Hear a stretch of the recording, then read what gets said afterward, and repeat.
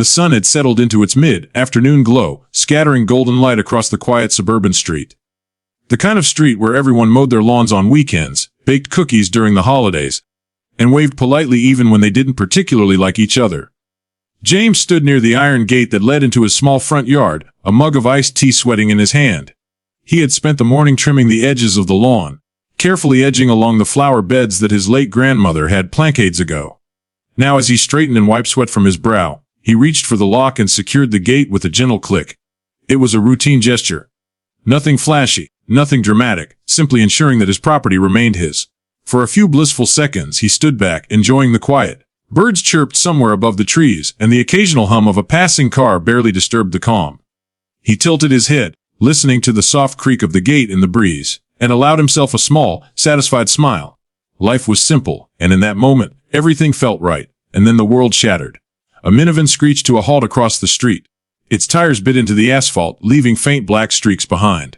The sudden noise startled James so much that his mug wobbled dangerously on the railing of his fence. Before he could even set it down, the driver's side door burst open, and Karen emerged like a general leading an army into battle. Clipboard in hand, her perfectly coiffed hair and brightly polished nails made her look like she belonged in a corporate boardroom, not on a quiet suburban street. But the fury radiating from her was undeniable. Behind her, peeking nervously, was Timmy, her son, a pale and lanky boy who looked like he hadn't quite adjusted to the idea of sunlight without a screen to shield him. "Excuse me, what do you think you're doing with that gate?" Karen's voice cracked across the street, sharp and accusatory. James froze mid-step, his hand still resting on the cold iron, trying to gauge if he'd somehow accidentally trespassed into some secret HOA ritual. James took a careful step forward, maintaining his composure. "I live here," he said calmly, giving her a polite smile. "Just locking the gate." Karen's eyes narrowed as if she had been struck by a personal insult. She gestured wildly, pointing at the gate as though James had just vandalized the entire neighborhood. "You can't just—" she began, but her words caught in her throat. She pressed her clipboard tighter against her chest, her knuckles turning white. Her eyes darted from James to Timmy and back again, her face contorting as though she were trying to form some coherent argument from the chaos of her outrage. Timmy, wide-eyed and quivering, gripped his mother's leg. His voice, thin and tremulous, finally broke the tense silence. "Mom, I think he's dangerous." Karen's glare sharpened. "Fees what?" she demanded, her voice rising an octave. She was now fully in panic mode, gesturing at James as if he had single-handedly declared war on suburbia. Timmy, as if the words themselves could protect him, pulled out his phone with shaking fingers. "I'm calling 911, he announced, the declaration filled with equal parts fear and determination. James blinked at the boy. He slowly raised one eyebrow. "For locking my own gate?" he asked deadpan. There was no malice in his tone, only incredulity. The absurdity of the moment was almost laughable. He took a step closer to the gate, as if his proximity might help Karen realize the utter normalcy of what he had done. Karen, however, was beyond reason. She started pacing in a small circle, her shoes crunching faintly against the gravel of the driveway. You can't just... Oh no, you have no idea what kind of precedent this sets. If everyone just locked their gates, who would monitor the street? Timmy, still clutching his phone, looked up at James with eyes as big as saucers. "Mom, what if he traps us inside? What if he has evil plans?" The James fought to suppress a laugh, the situation so surreal it felt like the prank being played on him by the universe. He adjusted his grip on the gate and tried to speak calmly again. "I live here. There's no one to trap. There's just the gate, the yard, and well, me." Karen's face twisted further. She was now muttering about property lines, neighborhood safety, and some supposed clause in the HOA bylaws that, to her knowledge, James had violated simply by existing in a peaceful manner. She gestured furiously at the gate as though that alone could convince Jimmy's was a threat to national security. Timmy, now in full-blown panic mode, held up the phone. His small fingers trembled over the screen as he prepared to dial emergency services. "I have to," he whispered, mostly to himself.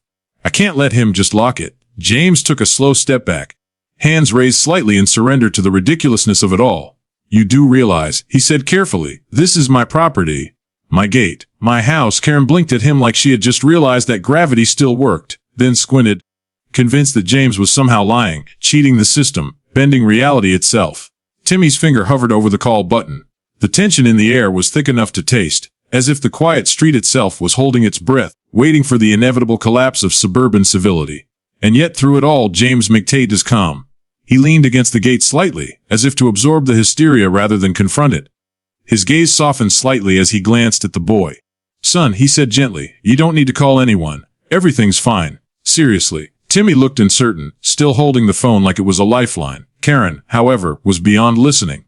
She stomped her foot, muttering something about the Cattlewood and the moral decay of the neighborly.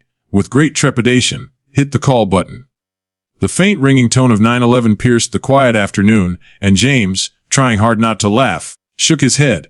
It was a perfect moment, absurd, infuriating, and just a little bit beautiful in its own suburban way.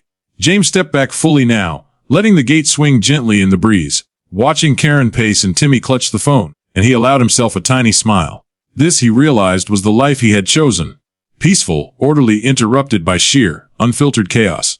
And as the first worried words of the 911 operator reached Timmy, James leaned against the gate, resigned but secretly amused, thinking to himself that maybe, just maybe, locking his own gate was more exciting than he had ever imagined.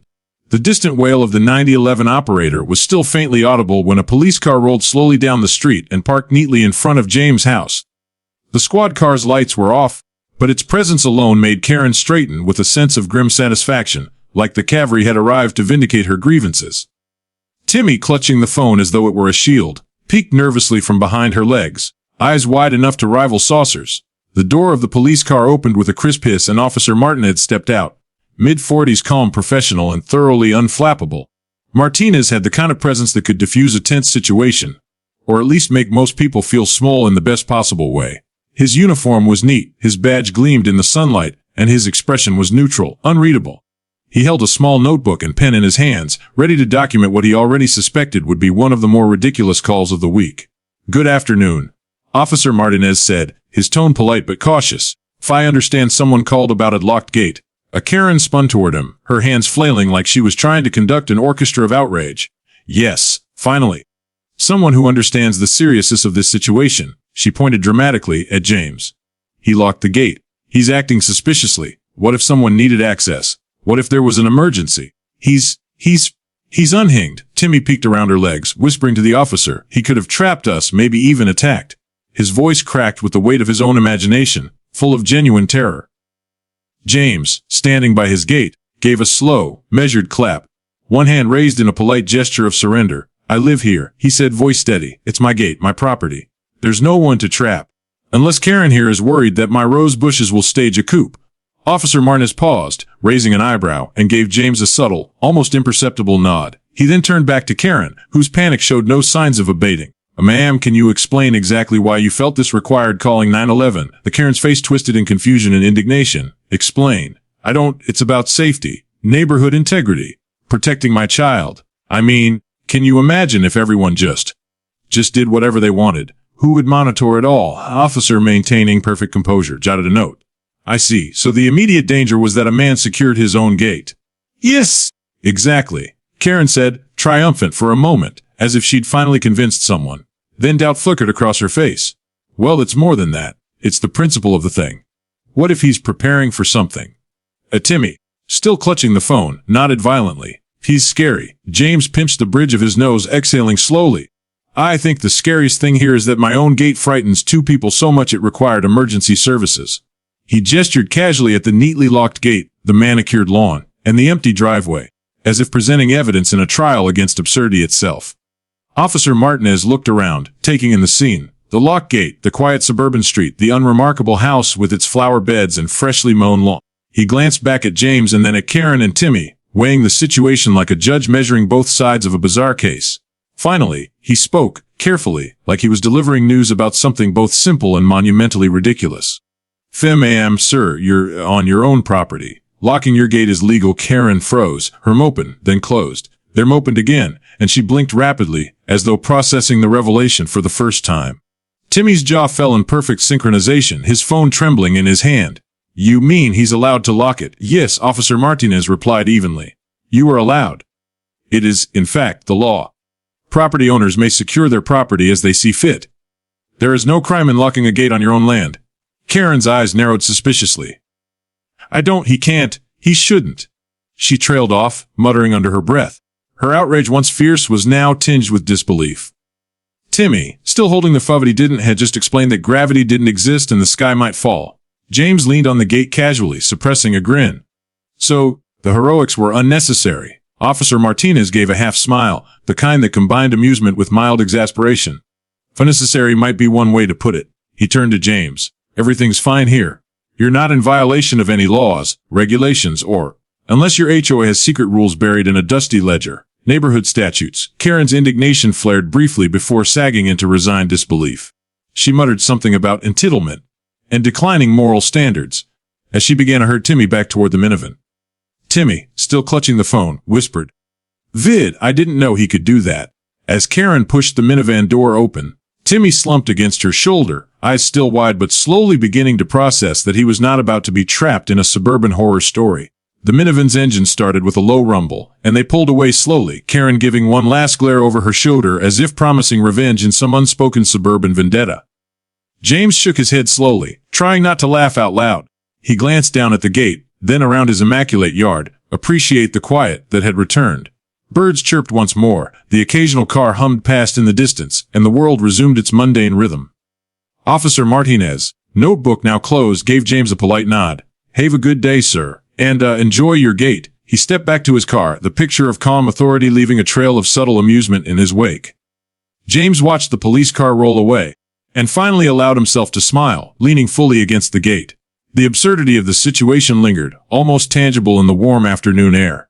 He shook his head, muttering softly, "Best part of owning a house, you get to lock it whenever you want, and apparently terrify a small child and his mother in the process." He chuckled quietly, adjusting the lock one more time, just for emphasis, and allowed himself a moment of satisfaction. The gate was secure, the yard was peaceful, and suburban chaos had been temporarily contained, not by force, not by confrontation, but by a simple, unremarkable act of property management. As James stepped back and sipped his iced tea, the faint sound of the minivan disappearing around the corner reached his ears. He couldn't help but feel a small, private victory. Today, the gate had been locked, the 911 call had been made, and the neighborhood drama had played out exactly as it would in a story that no one would believe if it weren't witnessed firsthand. And for James, that was perfectly fine. The sun dipped slightly lower, casting a golden hue across the lawn, and he stood there for a long moment, savoring the quiet triumph of owning his own gate, in his own yard, in his own little piece of the world.